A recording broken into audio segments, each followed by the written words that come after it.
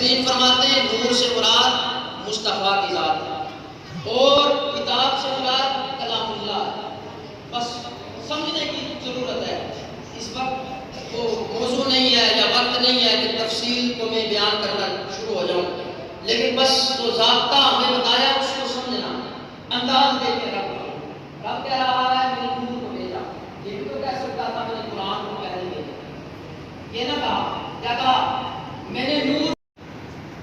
دو جگہ بدلتی ہیں، یا تو مکہ میں یا مدینے میں، اور اپنے دسترخوان پر اللہ کے احسان گن، اپنے دسترخوان پر اللہ کے احسان گن، نعمتیں گنوا رہی ہے سورہ رحمان گن، نعمتیں گنوا رہی ہے سورہ رحمان گن، اور آج محشر میں غزل والا دکھتا نہیں کوئی، نعت والے کتنے ہیں آ گن سکے حسان گن، نعت والے کتنے ہیں آ گن سکے حسان گن۔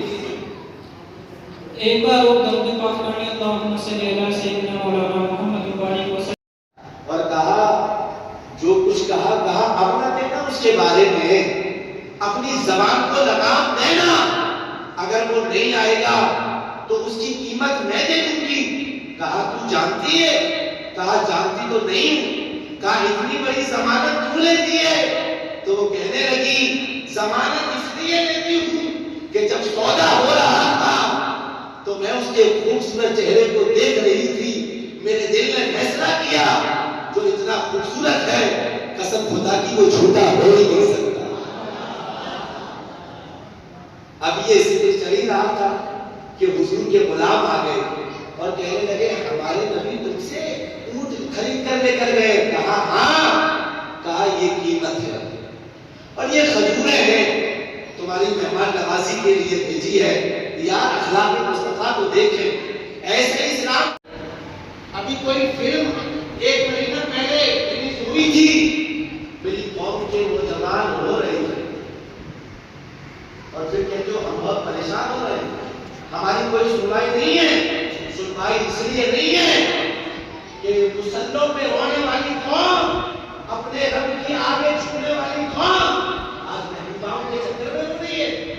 لوگ دیکھتے جاتے ہیں، کلمہ پڑھتے جاتے ہیں، تو کسی سے پیار اس لیے کیا جائے کہ کوئی ہینڈسم بہت ہے، تو حضور سے زیادہ تو کوئی ہینڈسم ہو ہی نہیں سکتا۔ کسی سے پیار اس لیے کیا جائے تو حضور سے بڑا تو کوئی مخلوق ہو ہی نہیں سکتا۔ اچھا کسی سے پیار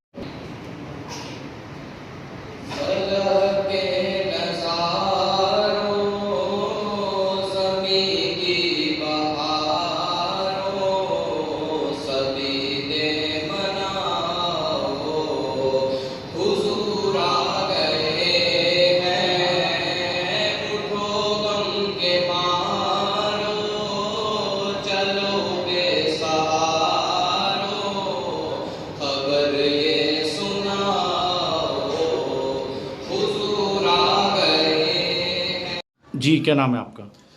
میرا نام سید عامر علی ہے۔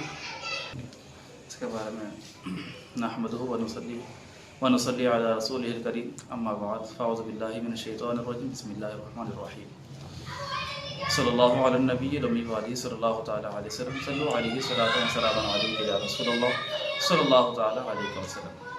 کل جو مسجد کے اندر محفل میلاد کا جو پروگرام رکھا گیا تھا، اس کا مقصد یہ ہے کہ ماہ ربیع النور کا مہینہ ہے اور اس ماہ میں ہمارے آقا علیہ الصلوۃ والسلام دنیا میں تشریف لائے۔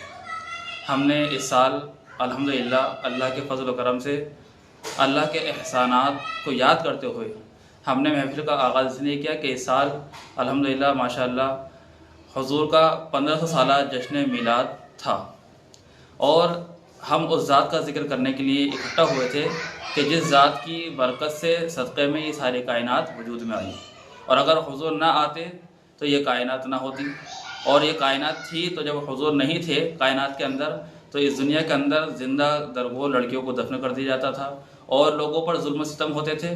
لیکن جب ہمارے آقا دنیا میں تشریف لائے تو الحمدللہ کفر کے بادل چھٹ گئے اور ظلم ختم ہوا اور امن قائم ہوا۔